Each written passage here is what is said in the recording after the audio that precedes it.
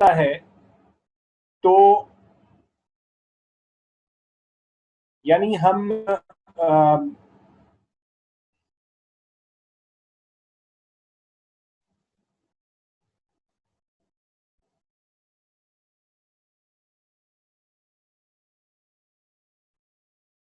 एक वर्ड अगर डिस्क्रिप्टिव है और काफी कुछ एक्सप्लेन कर सकता है तो you may go for that word. लेकिन बाय एंड लार्ज प्रिंसिपल ये है कि ट्रेसी में आपने you will not be searching for difficult expressions. You will be going for the simplest expression, the expression which comes naturally to you. Shakespearean expression does not come naturally to us. It is the simplest expression which comes naturally to us. So you will go for the simplest expression. अपनी बात को मैं personally ये समझता हूँ कि simple words में, simple structured sentences में बात ज्यादा बेहतर एक्सप्लेन की जा सकती है। लेकिन एज सच रूल्स आपको मना नहीं करते डिफिकल्ट वोकैबुलरी यूज करने से, but if you can score well, if you can score very highly by using the simplest expression, why would you want to go for difficult expression?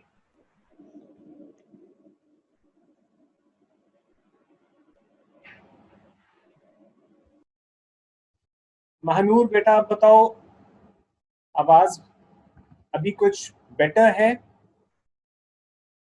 Mahnoor अस्सलाम sir इसी का difference बताऊं?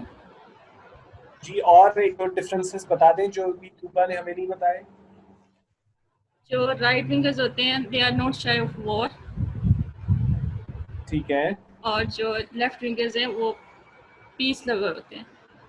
पीसेबल होते हैं, ठीक है। और राइट विंगर्स जो होते हैं वो लव विद मनी इनमें होता है। यहाँ से असल दो नहीं तो होते हैं। पहला पॉइंट हमने ये बताया Yes, था sir. ना, दिस इज जो where it light should wingers वो स्टार्ट। ये कहते हैं कि जब आप बिग मनी को इंसेंटिवाइज करेंगे तो मनी रेवोल्यूशन होगा और उससे इकोनॉमी को अपलिफ्ट मिलेगा। जबकि जो ठीक हो गया, लेफ्ट विंगर्स होते हैं वो ये कहते हैं कि बिजनेस को जब आप इंसेंटिवाइज करें, लेकिन जब वो अपलिफ्ट हो जाए तो उस पर टैक्सेस लगाना शुरू कर दें, और वो जो पैसा है वो सोशल वेलफेयर के लिए होना चाहिए। सोशल वेलफेयर ज्यादा फीचर करता है उनकी पॉलिसी में, लेफ्ट विंगर्स की पॉलिसी में, और जो राइट विंगर्स होते हैं उनकी पॉलिसी में बिग मनी को, बिग बिजनेसेस को इंसेंटिवाइज करना ज्यादा इंपॉर्टेंट होता है उनके नजदीक। एक डिफरेंस और रह गया था, एक डिफरेंस जो लेफ्ट विंगर्स होते हैं वो सेक्युलर होते हैं, और जो राइट विंगर्स होते हैं they don't mind the interference of religion in their matters. ठीक हो गया। तो ये रिलीजन, आप जितने राइट विंगर्स देख लें, बल्कि ये एक फीचर हुआ करता है कि ये पार्टी लेफ्ट विंगर पार्टी है या राइट लीडिंग पार्टी है। अगर कोई पार्टी ये जिक्र कर रही हो कि ये हिंदुस्तान जो है हिंदुओं का है, अगर अमेरिका में कोई ऐसा प्रेसिडेंट हो जो कहे कि 9/11 की वजह से बेसिकली क्रूसेड्स यानी सलीबी जंगों का दौर वापस आ रहा है, it is Islam's attack on Christianity, अगर कोई ऐसी बात करे, अगर पाकिस्तान में कोई रियासत मदीना बनाना चाहता है, अगर टर्की में एक बहुत बड़ी अचीवमेंट ये समझी जाती है कि एक मुस्लिम मेजॉरिटी कंट्री होने के बावजूद वो एक म्यूजियम को मस्जिद में कन्वर्ट करके एक नेशनल सेलिब्रेशन करना मुनासिब समझते हैं। ये सारे वो सिंबल्स हैं जो हमें बताते हैं कि ये they all like religions interference in the affairs of the state. State के अफेयर्स में रिलीजन की इंटरफेरेंस को ये लोग माइंड नहीं करते, और इसी वजह से ये सारे राइट विंगर्स हैं। राइट विंगर्स का एक, अगर हम सिर्फ डायग्नोस्टिक फीचर, मैं इसको सबसे इंपॉर्टेंट फीचर नहीं कहूंगा, मैं सबसे इंपॉर्टेंट फीचर नहीं कहूंगा इसको, लेकिन डायग्नोस्टिक फीचर जरूर है। जैसे ही ये बात हो रही हो तो ये समझ लें कि ये right side of the spectrum को बिलोंग कर रहा होगा। और जो सबसे इंपॉर्टेंट फीचर है वो जो आपने अभी लास्ट, जो सेकंड लास्ट आपने बताया था कि they love, the right wingers love big money, they want to incentivise big money. और जो लेफ्ट विंगर्स हैं वो, लेफ्ट की parties, they would like to spend on social welfare.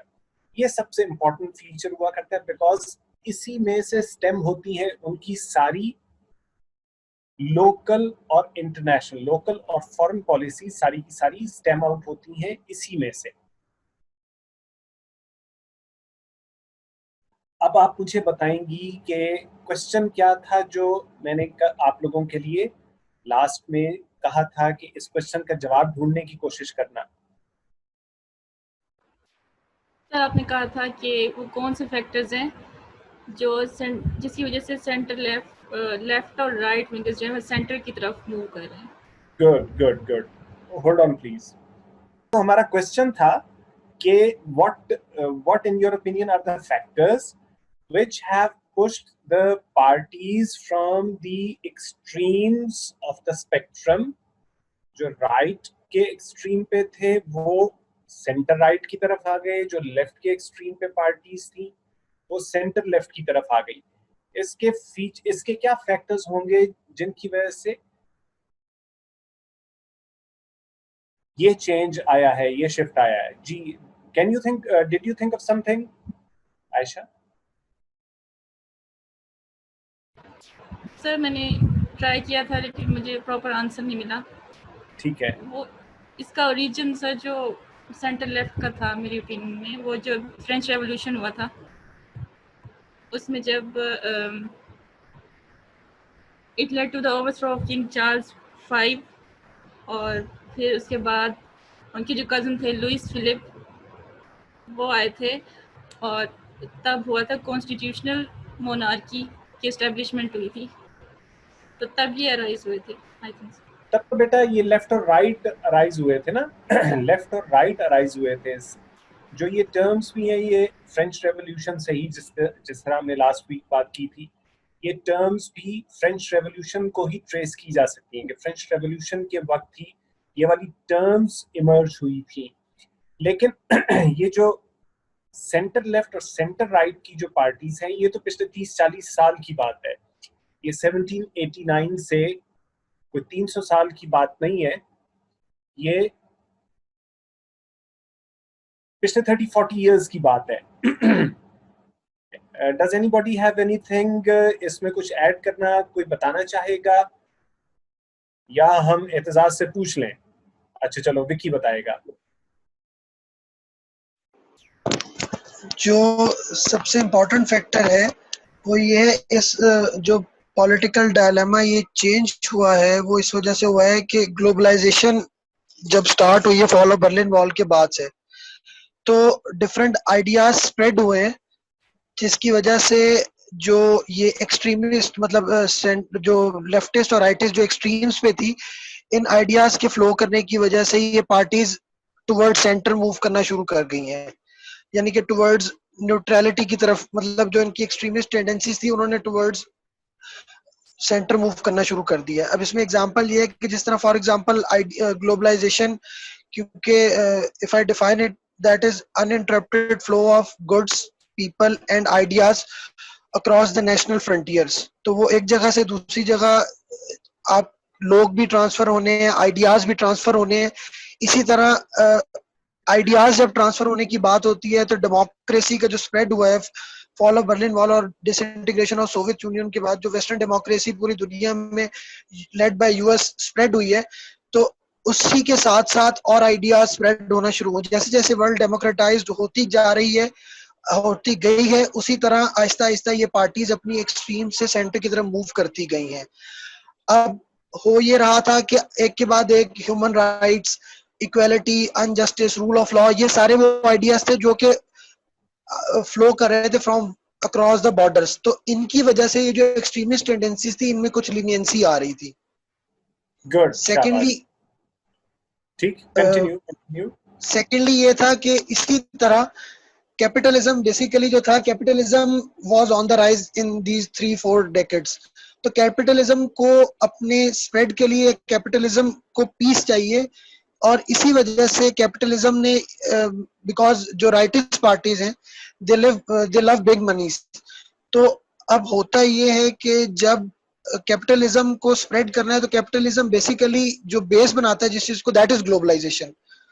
तो capitalism has also added towards it, जिसकी वजह से इन कह लें कि पार्टीज को अपने जो एक हार्श नैरेटिव था उससे सेंटर की तरफ मूव करना पड़ा। उसकी एक बेस्ट एग्जांपल ये कि पीएमएलएन जो कि एक so called far right party है इस टाइम पे, तो बिसाइड्स ऑल देयर पॉलिसीज उन्होंने वुमेन प्रोटेक्शन बिल को इंट्रोड्यूस कराया just to accommodate in the democracy, because democracy में हर स्ट्रेन को आपको वेलकम करना पड़ता है, उसे एंटरटेन करना पड़ता है। सिमिलरली जो पीपल्स पार्टी है जो कि फार लेफ्ट पार्टी है, तो उन्होंने डे ऑफ नामूस रसालत मनाया था इन 2009 और 8 आई गेस। तो they have used the religion card just to entertain every strain in the democracy. तो ये कुछ इस तरह के फैक्टर्स थे जिनकी वजह से इन पार्टीज का जो हार्ड स्टांस था वो सेंटर की तरफ मूव कर रहा था। गुड गुड गुड, शाबाश, वेरी कॉम्प्रिहेंसिवली आपने कहा है। जो बच्चे अभी, तलहा मेरे ख्याल में थोड़े से कंफ्यूज लग रहे हैं। Talha, would you like to comment on it? आपको समझ आया कुछ? जी सर। ये डिस्कस कर रहे थे कि राइट और लेफ्ट विंग में क्या फर्क हुआ करता है। ये टर्म्स फ्रेंच रेवोल्यूशन से ट्रेस होती हैं और 6-7 डिफरेंसेस आपको तूबा और आयशा ने अभी बताए थे कि लेफ्ट विंग सोशल अपलिफ्ट और सोशल वेलफेयर पे स्पेंडिंग को पसंद करता है, और राइट विंग जो है वो बिग मनी को इंसेंटिवाइज करके सोसाइटी में इंप्रूवमेंट लाना चाहता है। लेफ्ट विंग लार्जली सेक्युलर होता है, और right wing it doesn't mind interference of religion in the affairs of the state. Left wing democratic norms को अपहोल्ड करना चाहता है, और राइट विंग में there is always at least a tinge, at least a shade of authoritarianism in their approach towards governance. Left wing women rights के लिए, emancipation of women के लिए हमेशा proactive होता है, और right wing इस सिलसिले में conservative होता है। Left wing peace loving ज्यादा होते हैं, और right wing is never shy of war. They would love to go ahead with war if given an opportunity. Right wings जो हैं, they identify themselves with international causes, climate change के बारे में हो, women rights के बारे में हो, children rights के बारे में हो, immunization के बारे में हो, international causes के साथ identify करता है left wing। और जो right wing है वो nationalist fervor उसमें ज्यादा नजर आता है। तो हम ये देख सकते हैं कि लेफ्ट विंग रिफॉर्म पर और राइट विंग ट्रेडिशन पर फोकस कर रहा होता है। लेफ्ट विंग के ख्याल में रिफॉर्म के जरिए प्रोग्रेस होगी, और राइट विंग के ख्याल में ट्रेडिशन और अथॉरिटी के जरिए प्रोग्रेस होगी। तो ये मेजर डिफरेंसेस हैं between the right and the left wings. ये जो टर्म्स हैं ये 200-250 साल से हमारे साथ ये टर्म्स मौजूद हैं, लेकिन after the fall of the Berlin wall, जब ये एक यूनिपोलर वर्ल्ड हुआ, तो जो एक्सट्रीम राइट और extreme left they started moving towards the centre, और उस वक्त पॉलिटिकल साइंस की वोकैबुलरी में सेंटर राइट और सेंटर लेफ्ट की टर्म्स इंट्रोड्यूस हुई जो इससे पहले नहीं थी। इसके लिए जो वकास ने हमें बताया है वो इस वजह से हुई कि कुछ फिनोमेना, नंबर 1 एक democratisation, high degree of democrat, पूरी दुनिया में एक ही form of government which was democracy, that was accepted as the preferred form of government all over the globe. Democracy is one person one vote, one person one vote जो है वो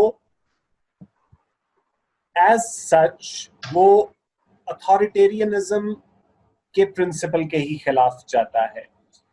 तो अगर जहन में राइट विंगर्स के जहन में अथॉरिटेरियन टेंडेंसीज होंगी भी, तो भी they will have to say yes to the democratic ideal, the democratic principle of one person, one vote. Democracy की high degree of democratization एक फोर्स थी जिसने राइट विंग को थोड़ा सा टुवर्ड्स सेंटर पुश किया. इसी में से और फोर्सेस हमें निकलती नजर आती हैं, जिस तरह डेमोक्रेसी के साथ जो ग्लोबल इकोनॉमिक सिस्टम था after the fall of the Berlin Wall, economic system, there was just one global economic system, and that was capitalism. Capitalism believes that if you incentivize certain entrepreneurs, incentivize करोगे entrepreneurs को, तो उसकी वजह से वो risk में पैसे invest करेंगे, कैपिटल इन्वेस्ट करेंगे, और उससे उन्हें प्रॉफिट मिलेगा. उस प्रॉफिट को वो मजीद किसी और बिजनेस में, किसी और एंटरप्राइज में लगाएंगे. इस तरह जूं जूं वक्त गुजरने के साथ साथ वो एक के बाद दूसरे बिजनेस वेंचर में इन्वेस्ट करते जाएंगे. उस तरह एम्प्लॉयमेंट जनरेट होती जाएगी, and that will bring about a betterment in the society. तो कुछ लोगों को इंसेंटिवाइज करने से लार्जर गुड पॉसिबल है, ये कहता है कैपिटलिज्म. अब after the fall of the Berlin wall and the breakup of the Soviet communism, capitalism became the norm of the day. Capitalism became the economic system of the whole world. Capitalism आने के बाद, yes, right wingers, they care for big money, लेकिन left wingers could not care for big money. ये नहीं हो सकता था कि left winger fall of Soviet union के बाद वो हार्डकोर सोशलिस्ट कम्युनिस्ट लेफ्ट को एस्पाउज करते रहते. They had to move from left to the centre. जो हार्डकोर लेफ्ट था, जो हार्डकोर कम्युनिस्ट मार्क्सिस्ट आइडियल्स थे, उनको सेट बैक हो चुका हुआ था. उसके बाद ये पॉसिबल ही नहीं रहता था कि लेफ्ट की स्टॉन्चेस्ट पोजीशन ली जा सकती. इस वजह से जब 93 में बीबी बनी second time around, when she became the prime minister, 93 से 96 तक जो वो प्राइम मिनिस्टर रही, उस दौरान में she was criticising. She said के Bhutto's, her father's nationalization, banks को और कुछ इंडस्ट्रीज को भुट्टो दौर में 70s में नेशनलाइज किया गया था. उन्हें the state took control of those businesses, of those banks, और जिसकी वजह से क्रिटिसिज्म वेस्टर्न वर्ल्ड की तरफ से, कैपिटलिस्ट वर्ल्ड की तरफ से बहुत क्रिटिसिज्म किया गया. लेकिन when Bibi became prime minister for the second time around, first time उस वक्त अभी सोवियत यूनियन मौजूद था जब बीबी फर्स्ट टाइम प्राइम मिनिस्टर बनी थी, तो उस वक्त वो ये बात नहीं कर रही थी. But second time around when she was the prime minister, she said that it was a mistake to have nationalized a number of entities in the 70s. अब ये एक मेजर डिपार्चर था. जो लेफ्ट की पोजीशन हुआ करती थी, left का किदनो काबा हमेशा मार्क्सिस्ट प्रिंसिपल्स हुआ करते थे, वहां से मूव करके टुवर्ड्स सेंटर. और ये बिल्कुल immediately after, within 4 or 5 years of the fall of Soviet Union, the breakup of Soviet Union के 4 or 5 years के अंदर बेनजीर जब बात कर रही थी, तो she was being critical of the step of nationalization. Not that People's Party has never been in favor of privatization. अगर वो nationalization को एक दफा उन्होंने criticize कर भी लिया, तो भी वो प्राइवेटाइजेशन की तरफ, पीपल्स पार्टी के किसी दौर में प्राइवेटाइजेशन नहीं हुई.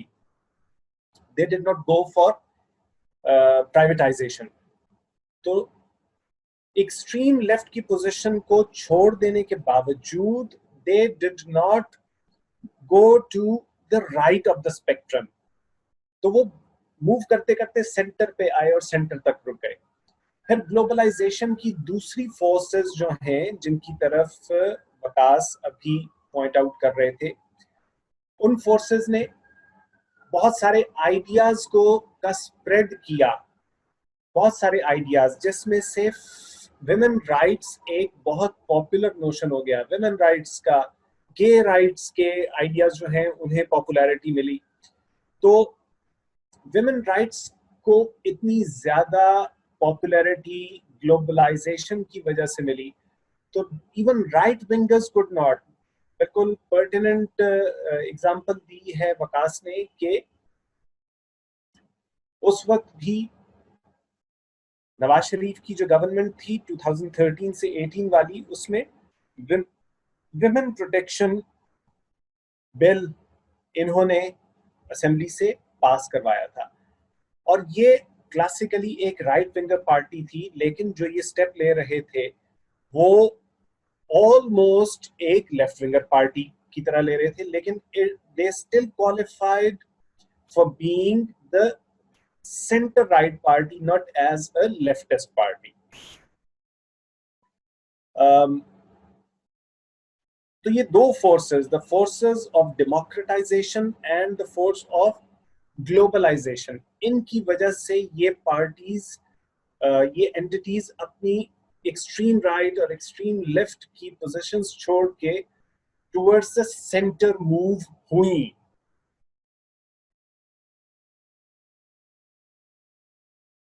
यहां तक किसी बच्चे का कोई क्वेश्चन?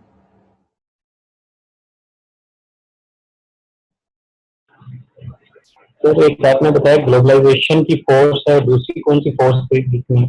डेमोक्रेटाइजेशन की, डेमोक्रेसी फैलने की वजह से, डेमोक्रेसी पूरी दुनिया में फैली, उसकी वजह से आपने one vote one person one vote का आइडियल जब आपने एम्ब्रेस कर लिया है, तो फिर आप कितने को अथॉरिटेरियन हो सकते हैं? ठीक है, उसकी वजह से भी राइट विंग की पार्टीज को मजबूरी हो गई कि वो सेंटर की तरफ मूव करें।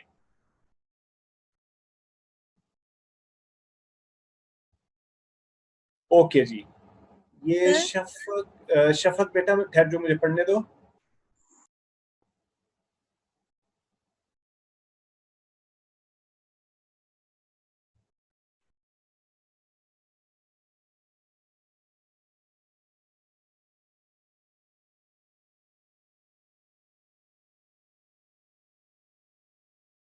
हाँ बेटा शफक, अब आप एक्सप्लेन करो अपने क्वेश्चन को।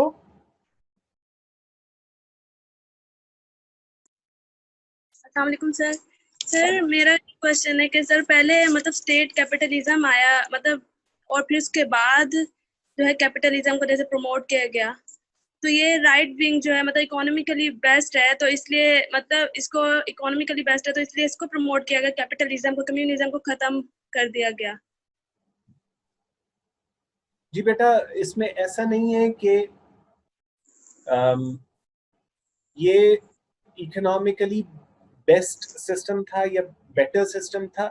Capitalism no doubt generated such amounts of wealth which were unimaginable in the past। ये पक्की बात है कि कैपिटलिज्म इतनी वेल्थ जनरेट करने की सलाहियत रखता है।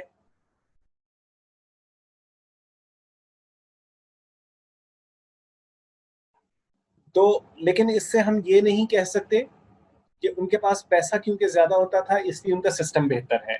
ठीक है, तो ये बात आप ठीक कह रही हो कि एग्जैक्टली हम उसी पॉइंट इन टाइम पे फिंगर रख रहे हैं जब वो ट्रांजिशन हो रही थी 80s में और अर्ली 90s में। वर्ल्ड में एक ट्रांजिशन आ रही थी, जो कैपिटलिज्म था वो एक हार्ड फॉर्म में, एक ज्यादा फोर्सफुल और ब्रूटल फॉर्म में कैपिटलिज्म दुनिया की तरफ आ रहा था। इन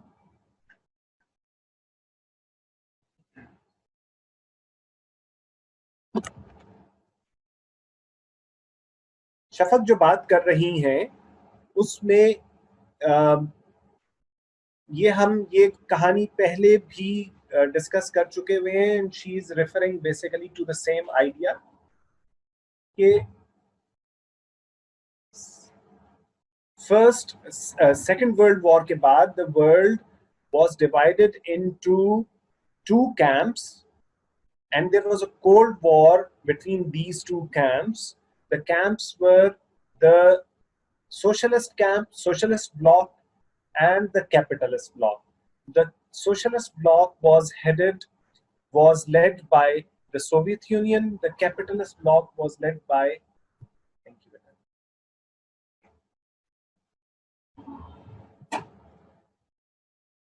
The capitalist bloc was led by the United States. इन दो ब्लॉक्स के दरमियान जो एक टग ऑफ वॉर थी उसको कोल्ड वॉर कहा जाता था, और सोशलिस्ट प्रिंसिपल्स की तरफ से एक चैलेंज की वजह से कैपिटलिज्म इस प्योर फॉर्म में जो अब हमारे सामने कैपिटलिज्म जिस तरह अपने आप को एक्सर्ट करने की कोशिश कर रहा है, जिस तरह असर्ट करने की कोशिश कर रहा है, वहां पर capitalism wants the society to be left at the mercy of the market forces. Capitalism ये कहता है कि सोसाइटी को, कंट्री को, स्टेट को मार्केट फोर्सेस के हवाले कर दो. जो बात मैंने भी थोड़ी देर पहले की थी कि जब कुछ लोगों को इंसेंटिव दिया जाएगा to generate a lot of profit, तो उसकी वजह से बहुत सारी एम्प्लॉयमेंट जनरेट होगी और बहुत सारे लोगों की इकोनॉमिक प्रॉब्लम्स दूर हो जाएंगी. ये प्रिंसिपल है कैपिटलिज्म जिस फॉर्म में अभी है. लेकिन before the fall of Berlin wall and after the second world war, capitalism का जो स्ट्रेन दुनिया में मौजूद था वो जरा डिफरेंट स्ट्रेन था. वो ये कहा करता था कि स्टेट स्पेंड करेगी और स्टेट रेगुलेट करेगी मार्केट फोर्सेस को. किस बिजनेस को, किस इंडस्ट्री को कितना इंसेंटिव देना है ये स्टेट का डिसीजन होगा. किसको कितना, कौन सी प्रोडक्ट हमारे मार्केट्स में आनी चाहिए, उसकी वजह से कहीं हमारी लोकल इंडस्ट्री, लोकल मैन्युफैक्चरिंग तो हार्म और हर्ट नहीं हो जाएगी. कौन सी प्रोडक्ट हमारी मार्केट्स में आनी चाहिए ये डिटरमिन स्टेट करेगी और उसी लिहाज से उसी इंपोर्ट को आने देगी. अगर वो हमारी लोकल इंडस्ट्री को हार्म कर सकता हो या सिर्फ लग्जरी आइटम्स हो जिसकी वजह से हमारा फॉरेन एक्सचेंज तो बाहर जा रहा है लेकिन लोगों के फायदे की कोई बड़ी चीज नहीं आ रही है इस मुल्क में, तो उस सूरत में state will put it's foot down. State इतनी इंपोर्ट ड्यूटीज लगा देगी कि उसको इंपोर्ट करना बहुत पॉसिबल ना रह जाए. तो ये जो बिफोर द मिड 80s जो कैपिटलिज्म का स्ट्रेन था वो शफक ने हमें बताया है कि इट वाज स्टेट कैपिटलिज्म. और मिड 80s में और अर्ली 90s में जो स्ट्रेन दुनिया में आया, जिसके लिए इन्होंने लिख के भी बताया है कि रोनाल्ड रेगन और मार्गरेट थैचर और Ronald Reagan in the United States and Thatcher in the United Kingdom, इन दोनों ने जब ये हेल्म ऑफ अफेयर्स पे आए तो इन्होंने they supported the laissez-faire, LAISSEZ, laissez-faire, FAIRE, laissez-faire का प्रिंसिपल इन लोगों ने सपोर्ट किया. इन लोगों ने कहा कि there should be minimal governmental intervention in the affairs of the market. इससे पहले इस तरह it hadn't become a part of global policy के स्टेट को अपना रोल कम से कम करना है. ये मिड 80s से अर्ली 90s में it started becoming the preferred form of capitalism across the globe.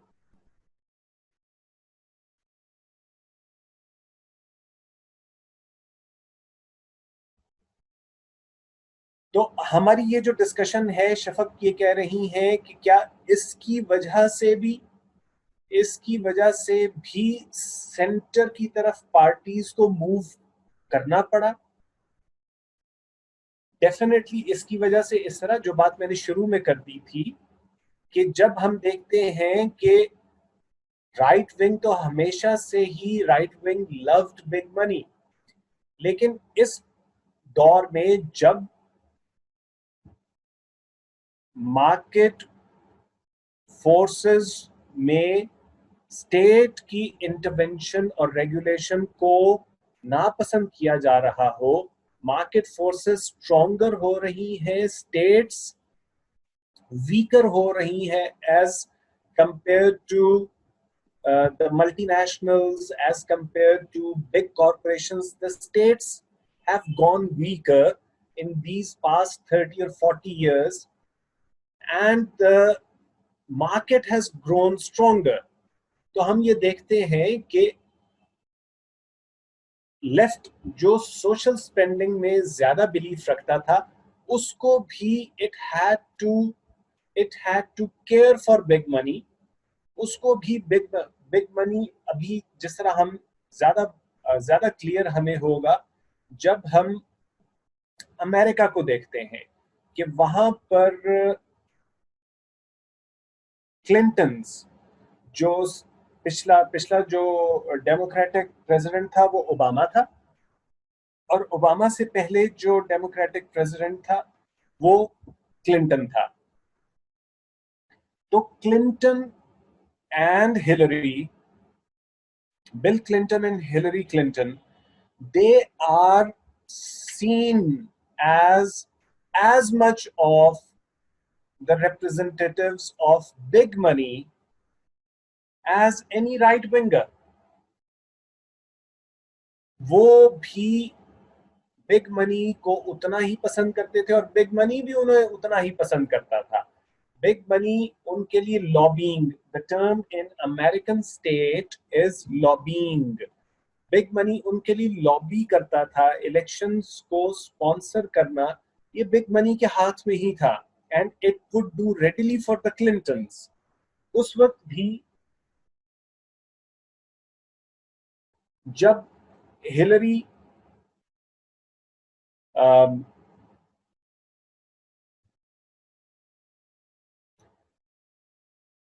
जब हिलरी 2016 के प्रेसिडेंशियल कैंडिडेसी विन करने के लिए,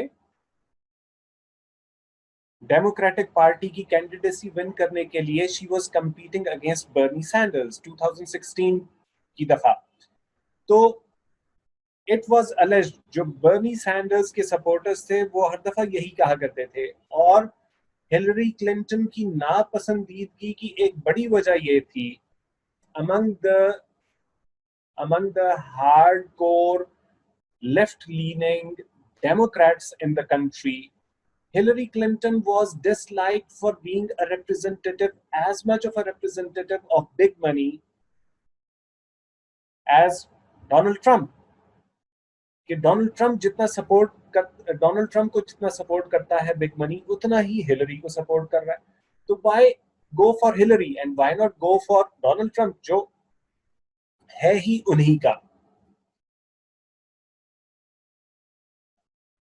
उसके बाद जो लास्ट डेमोक्रेटिक प्रेसिडेंट ओबामा, हम देखते हैं कि ओबामा का इलेक्शन और ओबामा की ascension to the White House, it was seen as a massive revolution in the American history, because there was a long history of struggle for the rights of the black people, black population. उनकी एक बहुत लंबी struggle थी, और ये कहा जा रहा था कि as if it had now won its most decisive battle when Obama became president in 2008. But the fact remains कि ओबामा का 2008 वाला election was the most expensive election to date. अभी आज तक it is considered the most expensive presidential election. अगर वो इतना बड़ा सोशल और पॉलिटिकल रेवोल्यूशन था और एक बहुत हिस्टोरिक ब्लैक राइट्स की मूवमेंट का एक कल्मिनेशन पॉइंट था, तो उसमें तो लोगों को वैसे ही उमड़ आना पड़ना चाहिए था ओबामा को वोट करने के लिए, but it wasn't like that. The people did vote for him, but it was a lot of investment which went into his campaign, Obama की कैंपेनिंग के लिए. So जो शफक का क्वेश्चन था उसको मैं इस तरह देख सकता हूं कि यस, जो hard core capitalism, free market principles, उसकी वजह से लेफ्ट लीनिंग पार्टीज की भी मजबूरी हो गई, जो एक्सट्रीम लेफ्ट लीनिंग थी उनकी मजबूरी हो गई to move to the centre. Numan, आपका क्या क्वेश्चन है?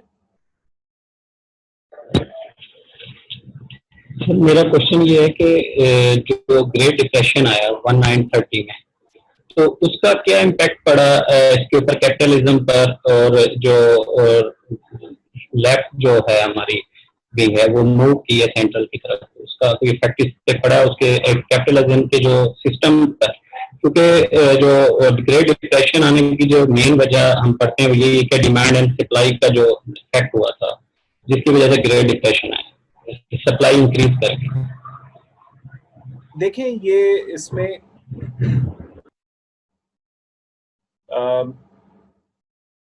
ग्रेट डिप्रेशन भी अनफेटर्ड, अनचेन्ड, उन्हें अनरिस्ट्रिक्टेड मार्केट फोर्सेस की वजह से ही आया था.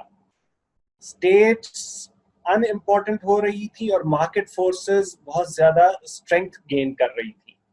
उनकी असेंडेंसी की वजह से जो ग्रेट डिप्रेशन है, यस, आपने मार्केट फोर्सेस की तरफ इशारा किया है, वो डिमांड और सप्लाई ही की मार्केट फोर्सेस हैं जिन्हें स्टेट ने अपनी रिस्पॉन्सिबिलिटी कम समझनी शुरू कर दी थी और मार्केट फोर्सेस के हवाले सोसाइटीज को कर रहे थे. और इसके आने से पहले, ग्रेट डिप्रेशन के आने से पहले, केन्स, जो one of the most important capitalist economists, John Maynard,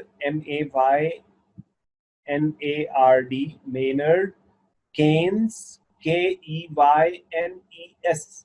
John Maynard Keynes, उन्होंने ग्रेट डिप्रेशन के आने से पहले ही ये कह दिया था कि द टाइम ऑफ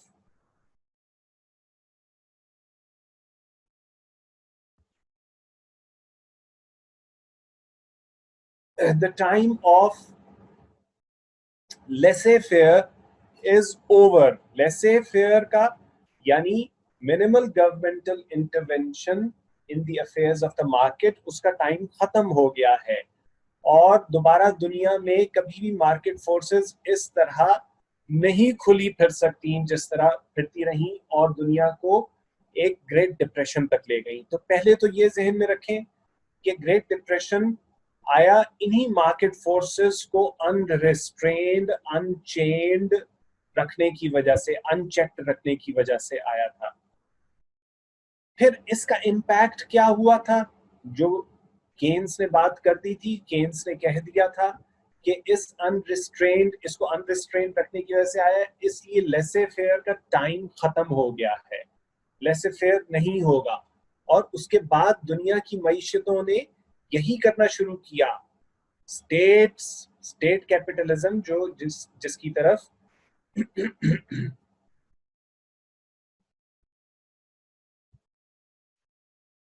जिसकी तरफ इशारा किया है अभी शफक ने, स्टेट कैपिटलिज्म का इन्होंने जिक्र किया.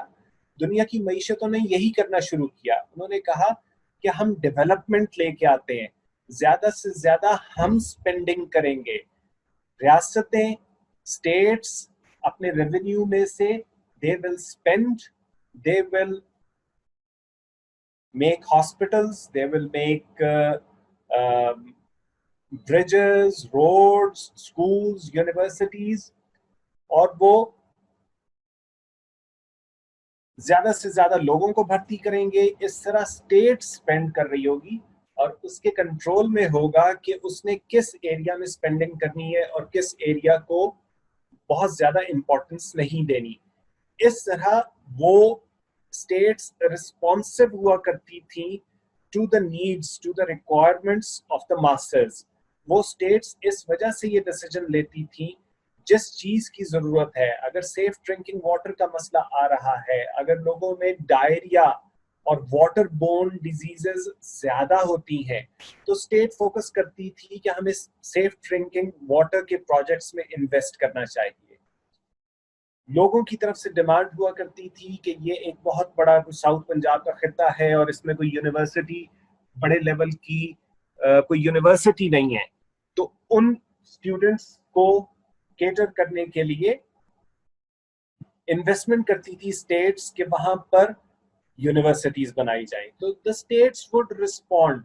फिर स्टेट देखती थी कि साउथ पंजाब है, यहाँ पर कॉटन ग्रोअर्स हैं, यहाँ पर एग्रीकल्चरल बेल्ट है, तो यहाँ पर जिनिंग मिल्स लगनी चाहिए, यहाँ टेक्सटाइल मिल्स होनी चाहिए।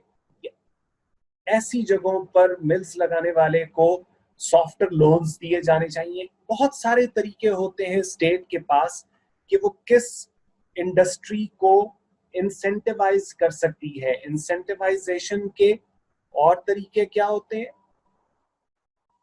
कि वो टैक्स ब्रेक्स दे सकते हैं कि आप जो अर्न करेंगे पहले 2 साल तक, जो प्रॉफिट भी अर्न करोगे इस फैक्ट्री में से, इस मिल में से, इस इंडस्ट्रियल यूनिट में से, उस को हम टैक्स नहीं करेंगे। 2 साल के लिए आपको टैक्स ब्रेक दे दी, तो इंसेंटिव हो गया कि let us establish an industrial unit in this sector, in this part of the country, so that we make a lot of profit. तो the states were doing, ये था ग्रेट डिप्रेशन की वजह से। और ग्रेट डिप्रेशन से दुनिया basically second world war के बाद ही निकली थी। सेकेंड वर्ल्ड वॉर के एक आग और खून से गुजर के we were out of the great depression. तो उसके बाद जो स्टेट की पॉलिसी थी, ये हम more than the second world war, हम इसको response to the great depression के तौर पे देखते हैं कि वर्ल्ड इकोनॉमीज स्टेट कैपिटलिज्म क्यों प्रैक्टिस कर रही थी, because of the effect, because of the jolt of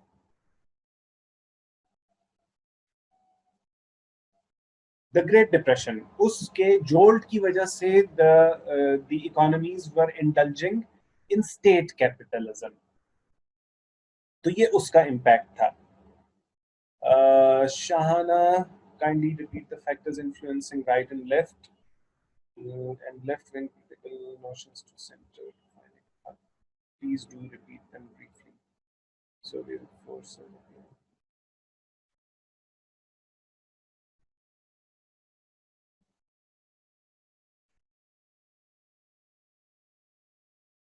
अच्छा शाहाना,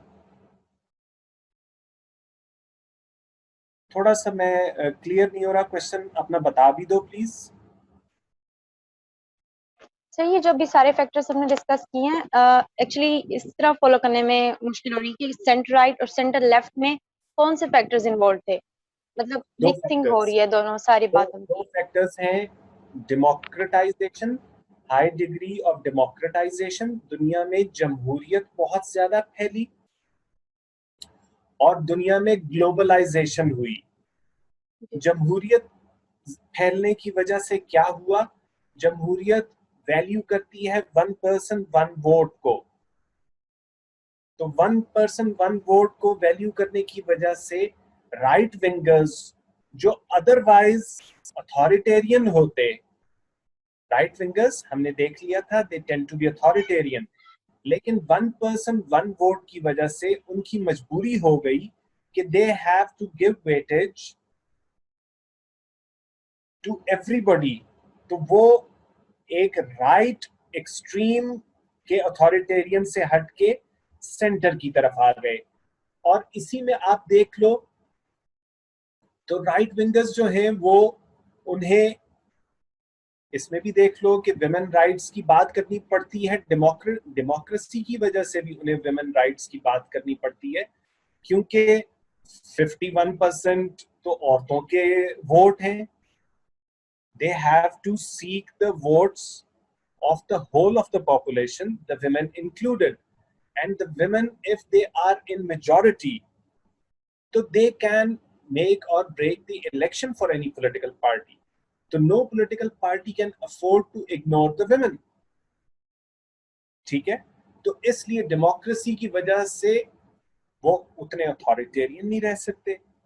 सर यानी ये कहा जा सकता है कि डेमोक्रेसी की एग्जीक्यूशंस की वजह से उनके पिछले नोशंस आपस में काउंटर पार्ट हो रहे थे, इस वजह से ये सेंटर राइट पॉलिटिकल व्यूज हुए.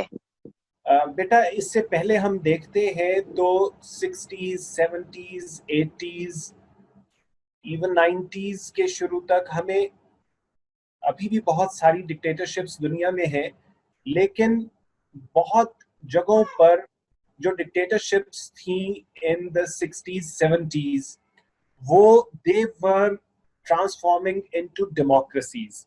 Especially लैटिन अमेरिका में देखो तो इतनी सारी, ब्राजील में, यूरुग्वे में, अर्जेंटीना में, पेरू में,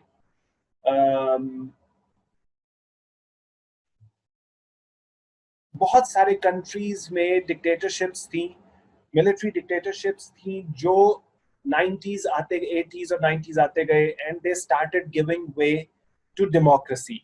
तो जो अथॉरिटेरियनिज्म ऑफ डिक्टेटरशिप्स था शुरू में, जो राइट विंग की जो डेमोक्रेटिक पार्टीज भी हुआ करती थी, वो they would like dictatorial features in their administration. जिस तरह आपको याद है कि जो काफ लीग की गवर्नमेंट थी अंडर मुशर्रफ, वो ये कहते थे कि हम मुशर्रफ को ताहयात इन यूनिफॉर्म प्रेसिडेंट इलेक्ट करवाते रहेंगे. That shows a preference for dictatorship या preference for authoritarianism over democracy. ठीक है, लेकिन इस तरह की जो फीलिंग्स हैं, जब दुनिया में डेमोक्रेसी बढ़ती गई, डिक्टेटरशिप्स आहिस्ता आहिस्ता कम होती गई और डेमोक्रेसीज को जगह देती गई, तो एक इंटरनेशनल प्रेशर हो जाता है कि you can not afford to speak in dictatorial terms, in authoritarian terms. दुनिया का प्रेशर हो जाता है.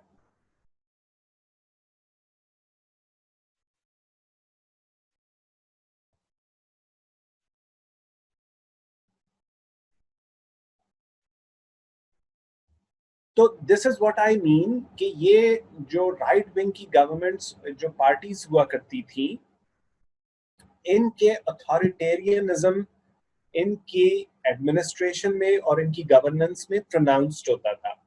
लेकिन with increasing democratisation they have had to treat all the voters equally, जिसकी वजह से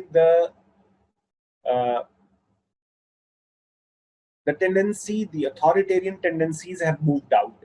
जो दूसरा फीचर था वो, the second factor was globalization. Globalization की वजह से बहुत सारे notions spread हुए. सबसे important notion जिसके सर पे globalization फैल रही थी, that was capitalism. Capitalism became the economic order of the globe, economic system of the globe, जिसकी वजह से लेफ्ट विंग को भी रिस्पेक्ट फॉर बिग मनी के बगैर लेफ्ट विंग का भी गुजारा नहीं हो सकता था. तो लेफ्ट विंग में भी आपको, लेफ्ट लीनिंग पार्टीज में भी Bill Clinton, Hillary Clinton, Barack Obama, ये लोग आपको नजर आते हैं जिन्हें बिग मनी का सहारा लेना पड़ता है इक्तदार में आने के लिए. आने के बाद ओबामा आपको फिर वो लेफ्ट के साथ अपनी एसोसिएशन शो करते हुए वो यूनिवर्सल हेल्थ केयर जैसे स्टेप्स लेता नजर आता है. लेकिन before coming into power, even the left wing, आपको पाकिस्तान में पता है कि पाकिस्तान में कितना expensive होता है election लड़ना. Not everybody can afford to contest an election. So contesting an election is a very expensive business. तो ग्लोबलाइजेशन की वजह से जो नोशंस पूरी दुनिया में फैले, उसमें कैपिटलिज्म को स्प्रेड मिला. बिग मनी के लिए जो लाइकिंग है वो सिर्फ राइट विंग की नहीं, वो लेफ्ट विंग की भी डेवलप हो गई. फिर फेमिनिज्म, ह्यूमन राइट्स, इस तरह के नोशंस को पूरी दुनिया में, तो फेमिनिज्म स्प्रेड होने की वजह से हम देखते हैं कि पाकिस्तान में जिसका वकास ने जिक्र पार्टी थी, और इनके यहाँ मिजोजिनी होता है विमेन, हेट्रेड फॉर विमेन. मिजोजिनी अभी आपने थोड़ा सा पहले देखा कि ख्वाजा आसिफ ने फ्लोर के लिए नामुनासिब अल्फाज इस्तेमाल किए थे. तो वो अभी भी इस तरह की मिजोजिनी वो डेमोन्स्ट्रेट कर लेते हैं, वो दे डेमोन्स्ट्रेट दैट काइंड ऑफ मिजोजिनी. लेकिन बहरहाल उन्हीं के वक्त में विमेन प्रोटेक्शन बिल पास हुआ था. That women protection bill would not have been possible had there been no globalisation. Globalisation की वजह से ये फोर्सेस बन जाती हैं. They have to accommodate the rights of women, the basic human rights. इन सब के लिए अकोमोडेशन जरूरी होती है. चलो भाई बच्चे जिन्होंने नमाज पढ़नी है वो नमाज पढ़ लो. We take a break of 5 minutes. और महानूर अपना क्वेश्चन बता दो, फिर हम ब्रेक ले लेते हैं महानूर के क्वेश्चन के साथ. सर हमने कहा है कि जो पीपी है, पीपल्स पार्टी, सर वो नेशनलाइजेशन को उन्होंने मतलब कि बीबी ने कहा था कि हम रिग्रेट करते हैं कि नहीं करना चाहिए था. तो सर ये अब सेंटर की तरफ मूव करना कैसे है?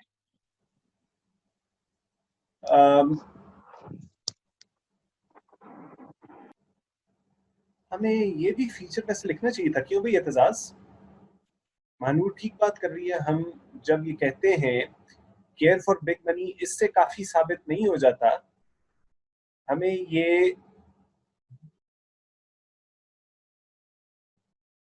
ये फीचर जो है, चलो इट्स अ गुड क्वेश्चन, हम इसको एक्सप्लेन करते हैं 5 minutes की ब्रेक के बाद. शाहाना ने कहा है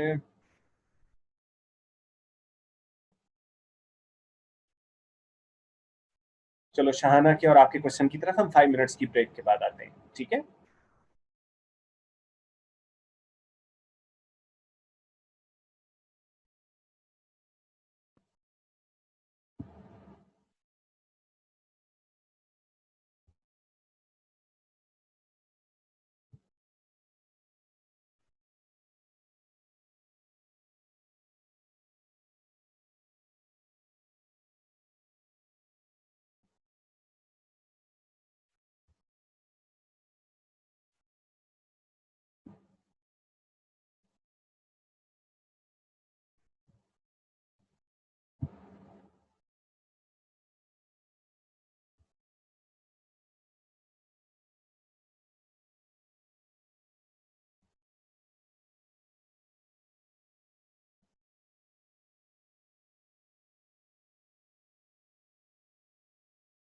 एतजाज तुमने कोई मुझे फाइल भेजी है?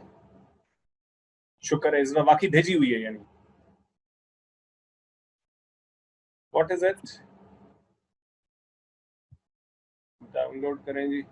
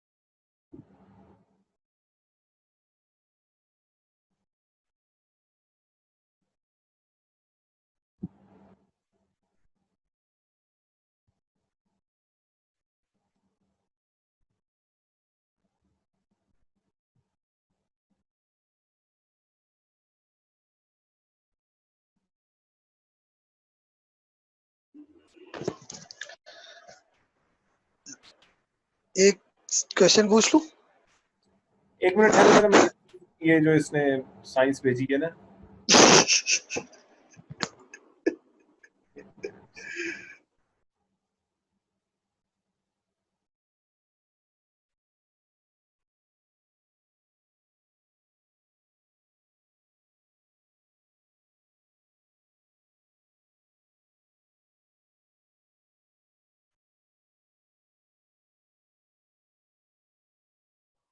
सर इसकी समरी भी भेज देता हूँ।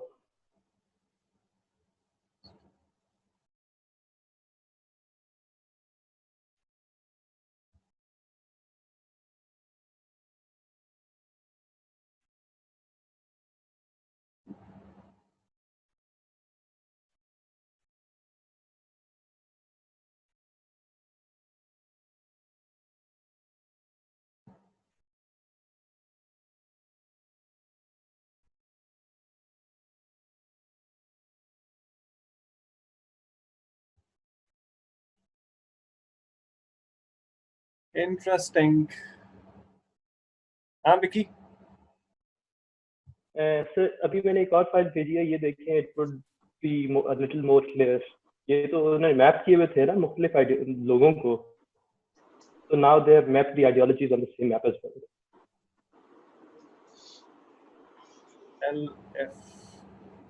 LFILF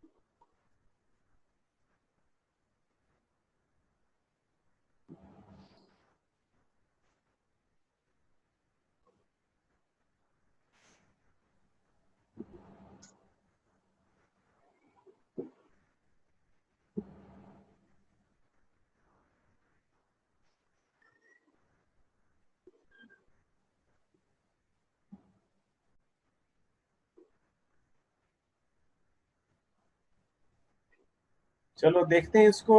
ये मजे का है, इसके आखिर में जो लिखा हुआ है, लिबर्टेरियन के लेफ्ट पे सोशलिज्म कैपिटलिज्म और राइट पे Sen insane. I guess somebody was pulling off a joke of a sort, तो ये पता नहीं क्या लिख गया, this confused me as well। इसमें मैं पूछना ये चाह रहा था कि इस डिस्कशन को हम अगर आगे बढ़ाएं तो फर्दर जो मुझे फैक्टर नजर आ रहा है वो फ्री ट्रेड और मार्केट इटसेल्फ है, जिसने इन आइडियल्स की तरफ मूव किया है, इन एक्सट्रीमिस्ट टेंडेंसीज को। अब बेसिकली पूछना ये था कि अगर हम कैपिटलिज्म की बात करें तो हम कैपिटलिज्म को ये कहते हैं कि कैपिटलिज्म ने बेसिकली अनप्रोडक्टिव एवेन्यूज में इन्वेस्ट करके एक्यूमुलेशन ऑफ वेल्थ को सपोर्ट करके उसकी वजह से अब दोबारा ये, क्योंकि मैं उस तरफ जाना नहीं चाह रहा बिकॉज वो डिस्कशन ये आपका एंडिंग पॉइंट होगा कि ये अब दोबारा से क्यों एक्सट्रीमिस्ट टेंडेंसीज राइज होना शुरू हो गई हैं पूरी दुनिया में। तो उसकी रीजन यही है कि ये जो चीजें आगे प्रोग्रेस कर रही थी अब ये रिग्रेस कर रही है। तो मैं ये पूछना चाह रहा था कि कैपिटलिज्म बेसिकली एक तरफ जिधर अनप्रोडक्टिव एवेन्यूज में इन्वेस्ट कर रहा है, अनप्रोडक्टिव एवेन्यूज में पैसे को पार्क कर रहा है, उसी तरफ वो लोगों को पॉवर्टी से भी तो निकालने में अकोमोडेट कर रहा है, लोगों को एम्प्लॉयमेंट भी तो जनरेट करवा रहा है। सर एक मिनट मेरा एतजाजी क्वेश्चन पूरा होने दो। और बहुत सारे ऐसे एवेन्यूज हैं, टेक्नोलॉजी है, टेक्नोलॉजिकल रेवोल्यूशन कैपिटलिज्म के स्प्रेड के साथ साथ इट हैज मूव्ड इट्स वे।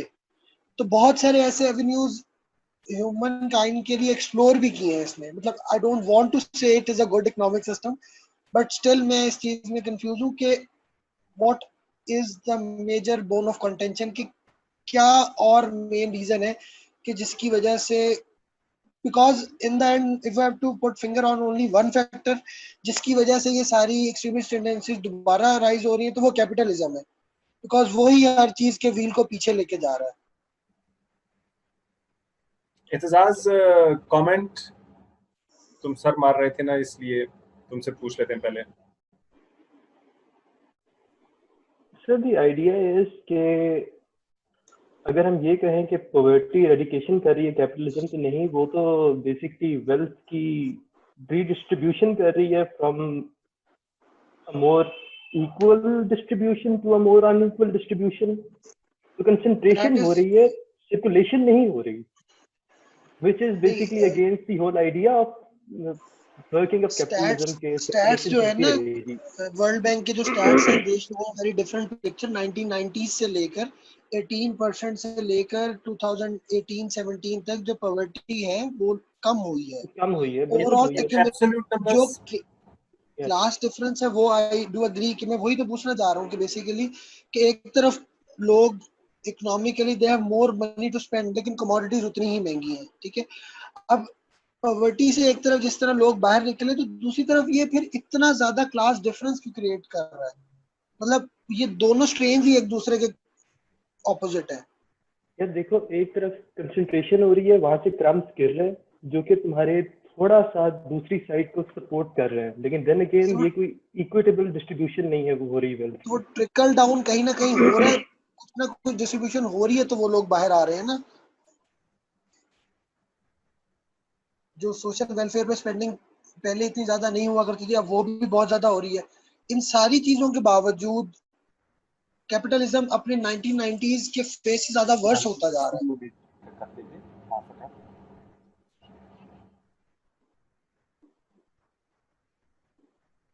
भिजवा दें।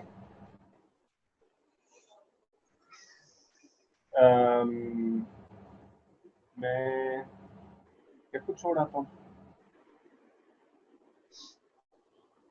चलो,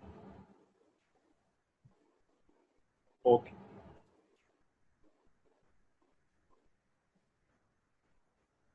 कंटिन्यू। हमारा हो गया है, हम तो अब आपसे पूछ रहे हैं।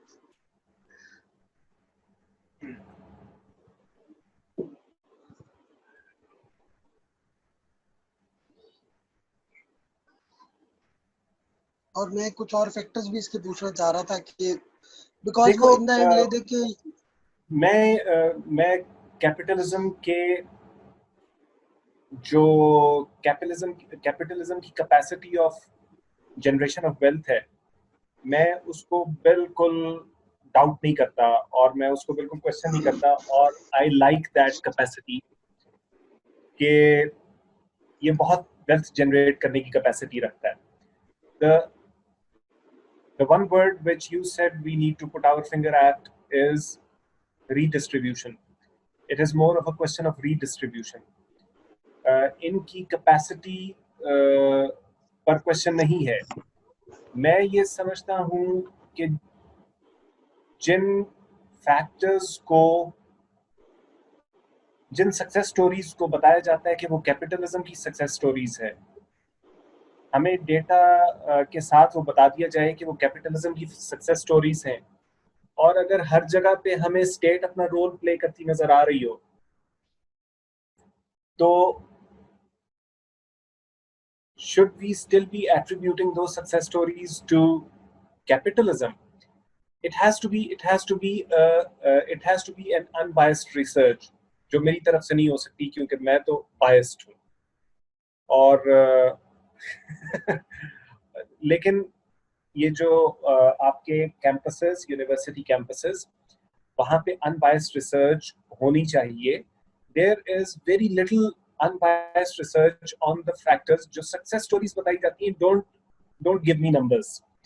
मुझे जो है, मैं I have seen so many के जहां पर भी कैपिटलिज्म ने प्राइवेटाइजेशन का जगरनॉट चलाया है, प्राइवेटाइजेशन के वेक में always there is mass unemployment. Always there is an increase in poverty till the time that the state puts its foot down. When the state starts asserting itself, state कहती है कि हम ये afford नहीं कर सकते मजीद, बस बहुत हो गया, जब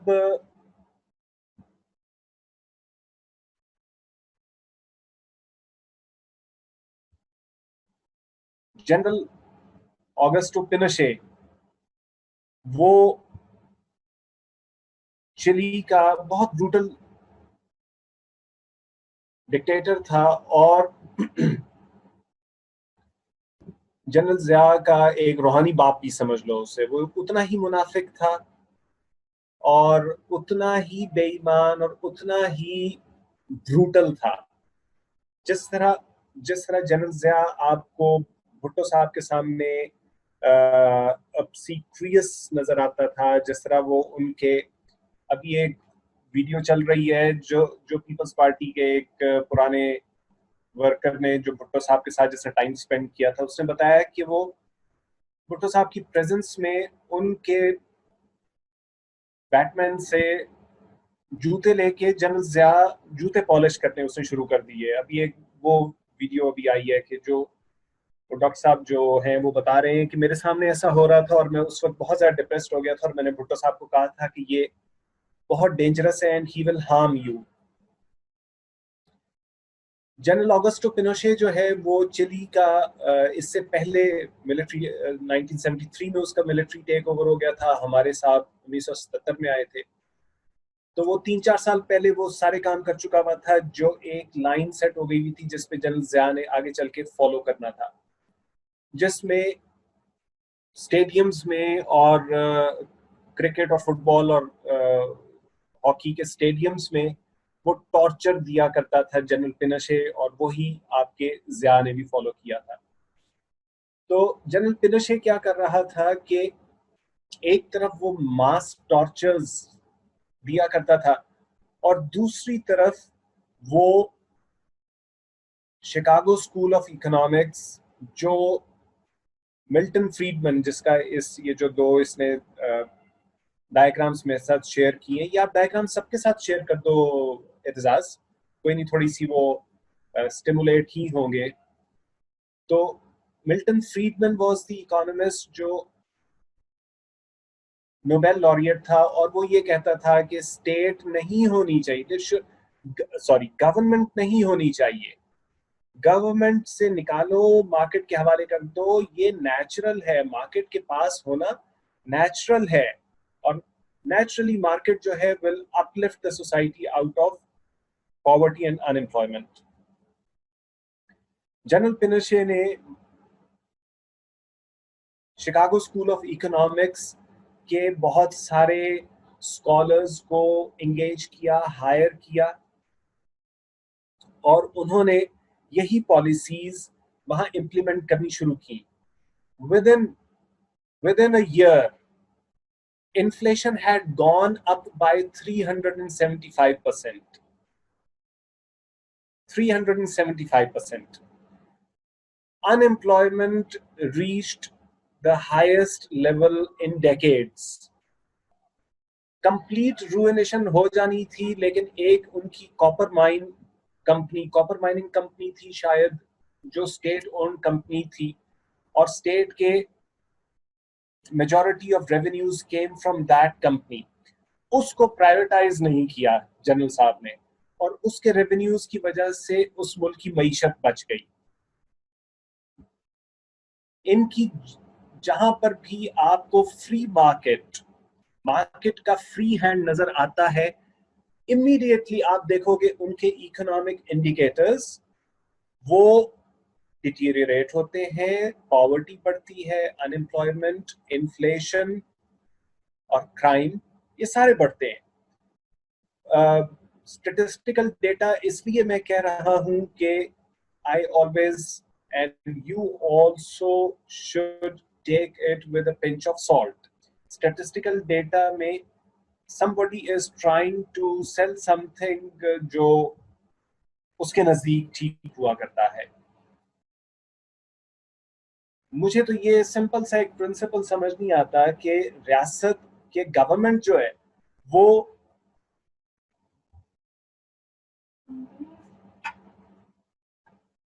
नहीं, थैंक यू, ये वाली लाइट भी जला दो भैया, और वो वाली लाइट भी जला दो। तो गवर्नमेंट जो है रिप्रेजेंटेटिव इंस्टीट्यूशन है जिसमें मासेस की नुमाइंदगी होती है, रिप्रेजेंटेशन होती है, सारी पॉपुलेशन की रिप्रेजेंटेशन होती है। उसके हाथ में हमने इकोनॉमी को नहीं रहने देना और चंद लोगों के हाथ में हमने इकोनॉमी को दे देना है, और ये एक्सपेक्ट हम करते हैं कि वो उन सारे लोगों के मसाइल को हल कर सकेंगे।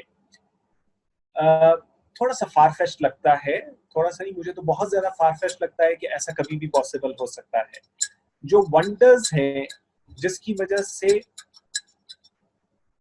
ग्लोबल इकोनॉमिक सिस्टम कंप्लीटली रूइन का शिकार नहीं हुआ, वो वंडर्स उसमें आपको देखना होगा कि कहां पर स्टेट कितना इंटरफियर कर रही थी, कितना कुछ स्टेट ने, कौन से रेगुलेशन स्टेट ने अपने हाथ में रखे हुए थे।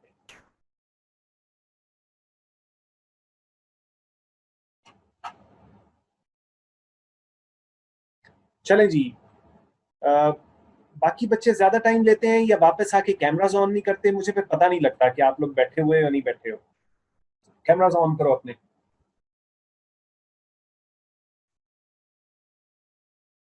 ऑलराइट, तो महानूर का क्वेश्चन ये था कि सेंटर लेफ्ट की पार्टी, हम इसे लेफ्ट की पार्टी, पीपल्स पार्टी को ये किस तरह, इससे कैसे साबित हो गया अगर उन्होंने प्राइवेटाइजेशन, नेशनलाइजेशन के खिलाफ बात की, तो हमें ये कैसे लग रहा है कि वो लेफ्ट से मूव करके, एक्सट्रीम लेफ्ट से मूव करके सेंटर लेफ्ट पे आ चुकी हुई थी। ठीक है, यही क्वेश्चन था ना महानूर? बेटा इस पूरे जो मैंने आपको इस कहानी में ये भी बताया था कि जो सेकेंड वर्ल्ड वॉर के बाद से एक बाइपोलर वर्ल्ड था जिसमें दो ब्लॉक्स थे। The left bloc was known as the socialist bloc led by the Soviet Union, and the right bloc was the capitalist bloc led by the United States. तो वो जो लेफ्ट और right की जो डिस्टिंक्शन थी वो इस में whoever, यहाँ पर जब हम कहते हैं ना कि ये एक, मैंने आपको एक डिफरेंस बताया था कि लेफ्ट जो है it cares for social uplift,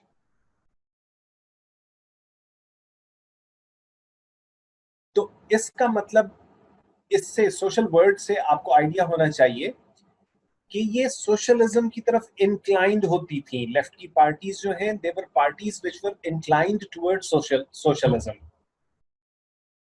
तो सोशलिज्म हमेशा ये कहता था कि सारे means of production, means of distribution and means of consumption should be collectively owned, सबके पास होने चाहिए। means of production भी सबके होंगे, means of distribution भी सबका इख्तियार होगा, means of consumption भी सबका इख्तियार होगा।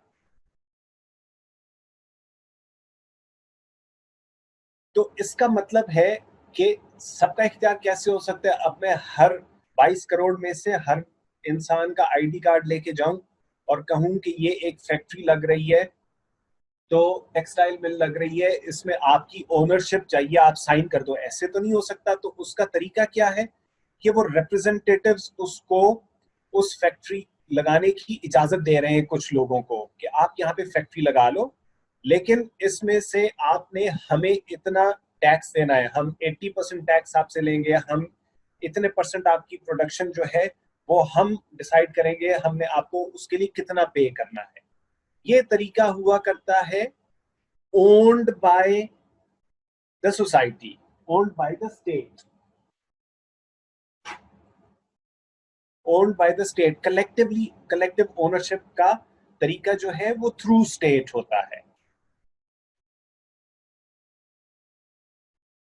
तो इसकी हार्डकोर फॉर्म क्या थी कि जहां पर स्टेट खुद ही एक्वायर कर लेती है, स्टेट एक्वायर कर लेती एसेट्स को, बिजनेसेस को, इंडस्ट्रीज को, इंडस्ट्रियल यूनिट्स को स्टेट बजाते खुद एक्वायर कर लेती है, जिसको हम नेशनलाइजेशन कहते हैं।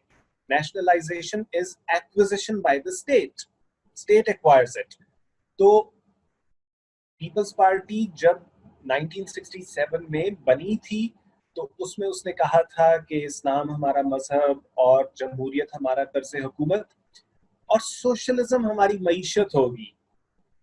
तो उसने तो जब अपनी एसेंस में, अपनी क्रिएशन के साथ ही जो स्टांस लिया था वो हार्ड कोर सोशलिस्ट स्टांस था। इसकी वजह से वो एक्सट्रीम लेफ्ट की पार्टी थी। तो एक्सट्रीम लेफ्ट से when BB was becoming the prime minister for the second time, तो socialism had suffered setback globally and the capitalism was the norm of the day। उस वक्त आके बीबी भी जब ये बात कर रही थी तो बेसिकली वो इस चीज को वो दुनिया को ये बताना चाह रही थी कि वो दुनिया के साथ है, कि दुनिया अगर आगे मूव कर चुकी है तो she is not going to, just because when her party was created it said that it would be a socialist party and its economy would be socialist economy। तो वो उस प्रिंसिपल के चक्कर में दुनिया के चेंजिंग ट्रेंड्स को acknowledge ना करे, वो ये अफोर्ड नहीं कर सकती थी। तो इस वजह से when she was saying कि this was a mistake, basically she was telling that she was no more an extreme left political party leader बल्कि a center left political party leader। ठीक हो गया? Am I clear? चलो शाबाश। ये एक मैं कुछ एक दो बातें कर लेता हूँ जो क्वेश्चन है वो हम फिर बाद में कर लेंगे। एक शहाना ने कहा है,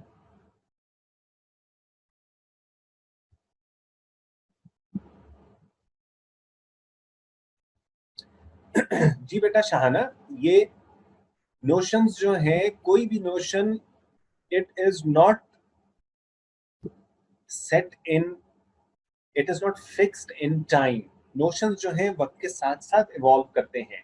राइट और लेफ्ट के नोशंस वो बड़े क्लियर हुआ करते थे एक जमाने में। राइट लेफ्ट जो है एक कोने में खड़ा होता था, राइट एक कोने में खड़ा होता था, काफी डे लाइट होती थी इन दोनों नोशंस के दरमियान में।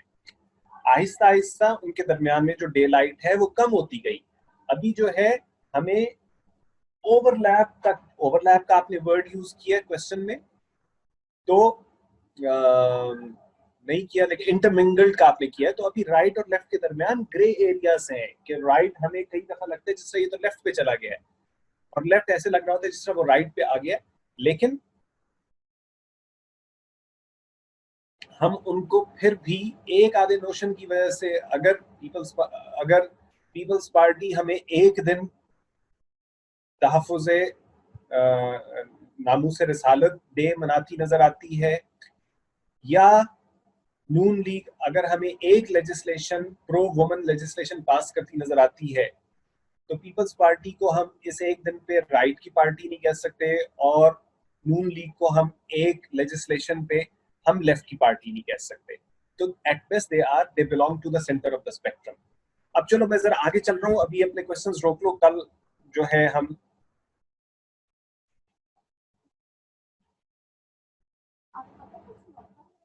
हाँ जी, अभी रात 12 बजे से है।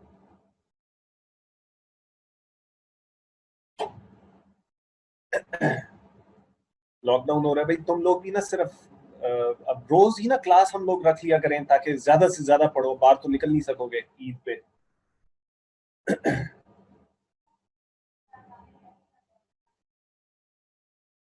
अच्छा अच्छा, 5 minutes let me touch upon it.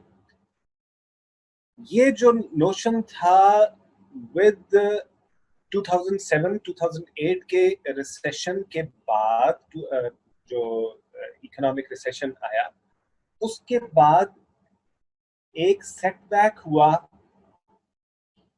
Capitalism को।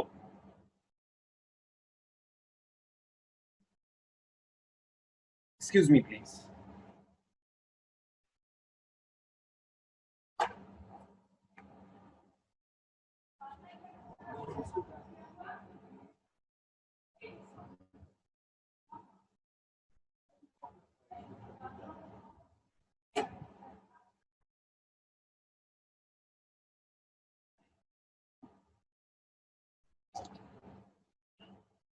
तो इकोनॉमिक रिसेशन आया जिसकी वजह से कैपिटलिज्म को सेटबैक हुआ। अभी हमने पूरी कहानी अभी तक क्या देखी थी कि कैपिटलिज्म ग्लोबल इकोनॉमिक सिस्टम बन गया, ग्लोबलाइजेशन के पहिए को उसने आगे चलाया। ग्लोबलाइजेशन की वजह से बहुत सारे नोशंस स्प्रेड हुए, विमेन राइट्स का notion, human rights, basic human rights के नोशंस, बहुत सारे जो है वो ग्लोबली एक्सेप्टेड नोशंस और आइडियल्स बन गए, जिसकी वजह से राइट की फोर्सेस और लेफ्ट की forces they moved towards the centre.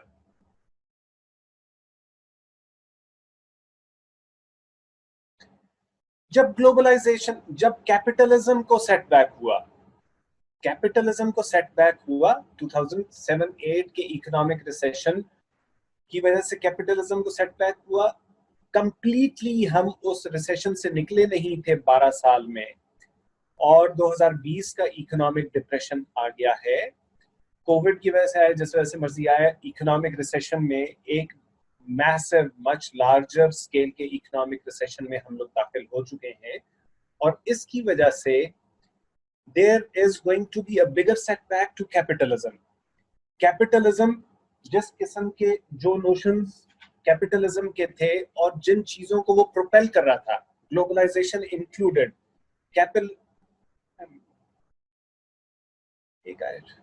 Capitalism के बल पे globalisation was moving ahead. If capitalism suffers a setback, so will globalization. तो वो ग्लोबलाइजेशन ने जिन नोशंस को स्प्रेड किया था पूरी दुनिया में कि ये नोशंस, ये वो आइडियल्स हैं जिनकी रिस्पेक्ट होनी चाहिए, जिनको सपोर्ट किया जाना चाहिए, ये वो आइडियल्स हैं। तो जब कैपिटलिज्म सफर करता है तो ग्लोबलाइजेशन भी सफर करती है, और उसकी वजह से वो नोशंस जिन्होंने राइट और लेफ्ट को सेंटर की तरफ पुश किया था, वो नोशंस वीक होते हैं। तो हमें राइट जो है एक दफा फिर से extreme fascist corner, extreme fascist and occupy करता नजर आता है। लेफ्ट अभी तक, लेफ्ट भी सेंटर से मूव होके कुछ मूवमेंट्स, कुछ सिम्टम्स हमें नजर आ रहे हैं जो सेंटर से मूव होके वो अपने एक्सट्रीम की तरफ मूव कर रहा है, लेकिन राइट जो है वो for certain it has occupied the fascist corner, the fascist extreme. Right का fascism is pronounced, और किस वजह से pronounced है? It is because of the forces, of the weakening of the forces of globalization. Globalization की forces कौन कौन सी weak हुई? एक तो ये जो notions जो spread हुए थे globalization के साथ, वो वीक हुए। लेकिन वीकनिंग ऑफ ग्लोबलाइजेशन कैसे हो रही थी? Trump is moving out of international commitments, जो ग्लोबल डील्स हैं, इंटरनेशनल बायलैटरल और मल्टीलैटरल डील्स और एग्रीमेंट्स हैं, ट्रम्प उससे मूव आउट करता है। यूनाइटेड किंगडम ब्रेक्जिट कर देता है, इंग्लैंड जो है moves out of the European union. तो ये ग्लोबलाइजेशन के सिम्टम्स थे, अलामतें थी, और वहां से स्टेट्स मूव बैक करती हैं, जिसकी वजह से the process of globalisation suffer setbacks. और वो जो 30-40 इयर्स में एक्सट्रीम राइट से फोर्सेस सेंटर राइट की तरफ आई हुई थी, वो रिबाउंड करती हैं to extreme right.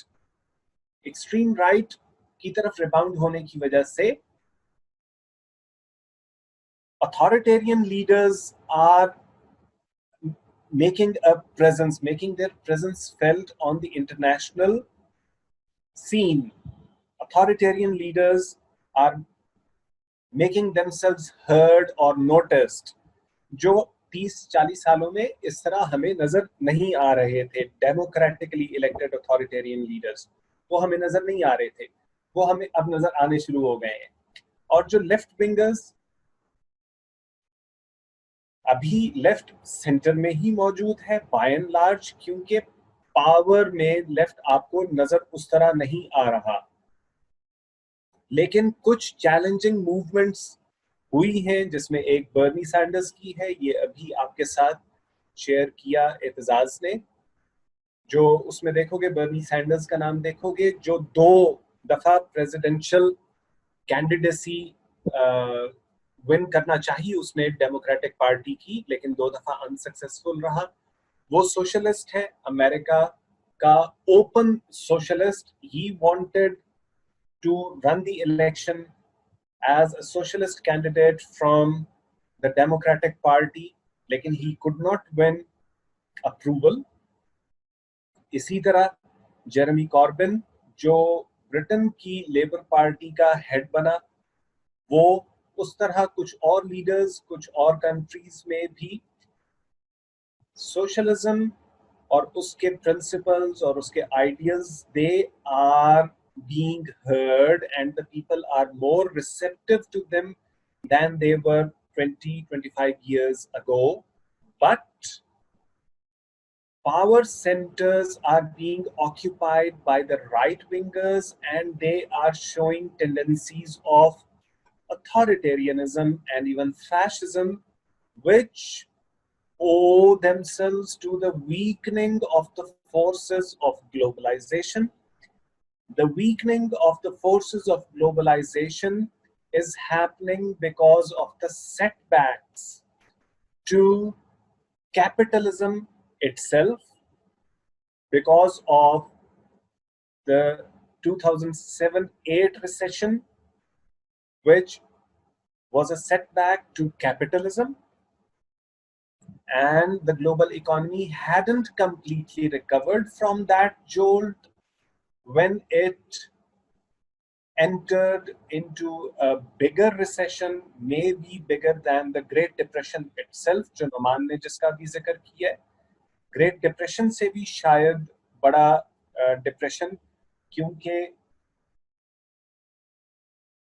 Great depression के बारे में ये कहा गया कि 1 to 1.25% shrinkage in global economy हुई थी ग्रेट डिप्रेशन में, और अभी कोविड की वजह से जो श्रिंकेज आ चुकी है वो तकरीबन 3% के करीब है, और ये कहा जा रहा है कि इन कमिंग मंथ्स तकरीबन 13% तक श्रिंकेज ऑफ ग्लोबल इकोनॉमी हो जाएगी। ये ड्रेड किया जा रहा है, which is not a good thing at all, which is not a good thing at all. So हम यहाँ पे रोकते हैं क्योंकि अगली क्लास के लिए अभी कॉल आने वाली है। आप जाहिद ने पूछा what is the difference between communism and socialism. चलो जाहिद के हम,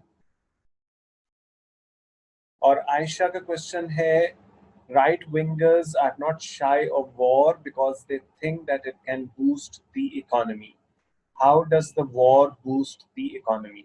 ये दोनों अच्छे क्वेश्चंस हैं, हम इनसे कल गप लगाना शुरू करेंगे।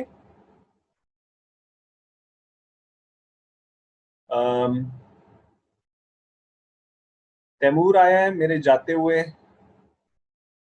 रेड टी शर्ट में मेरा। एसी साहब अब आप प्रॉपरली अटायर होना शुरू कर दें। आपको हमने इसलिए असिस्टेंट कमिश्नर बनवाया।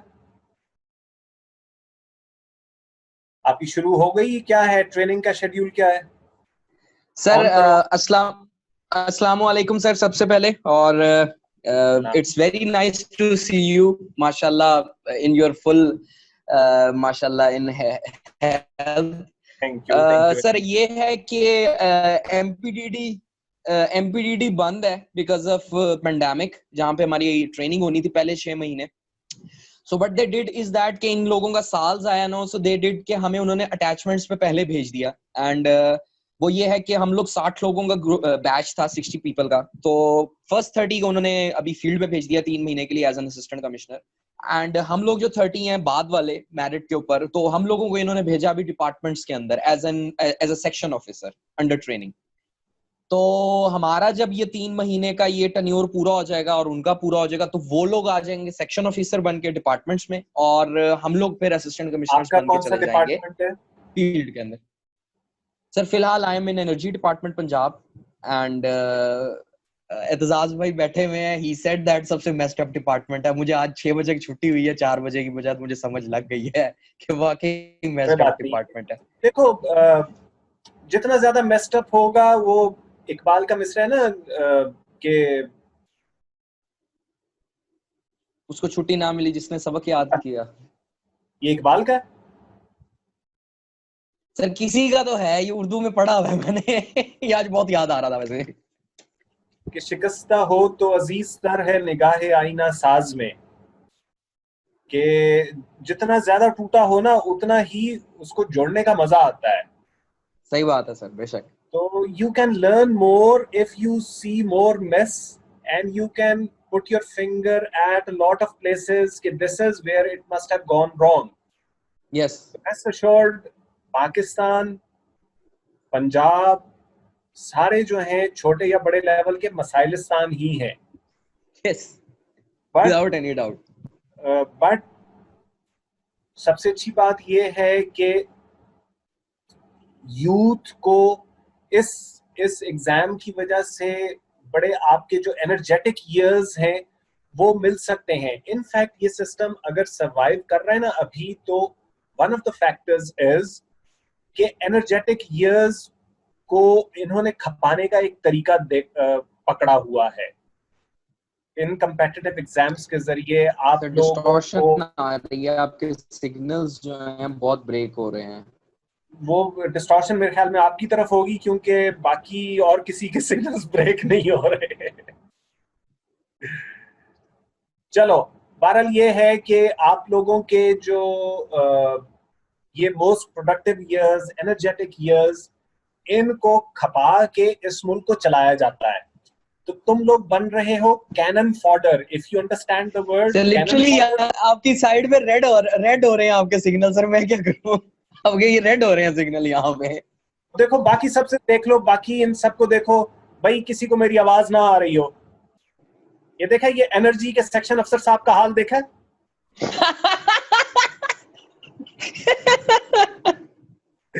चलो चलो, best of luck, best of luck. Thank you sir, जज़ाकल्लाह। Make us proud, make us proud. इंशाल्लाह सर, इंशाल्लाह। चलो जी, we shall meet tomorrow, beginning with the questions from Zahid and Aisha. See you tomorrow. Inshallah. Thank you, sir. Thanks a lot.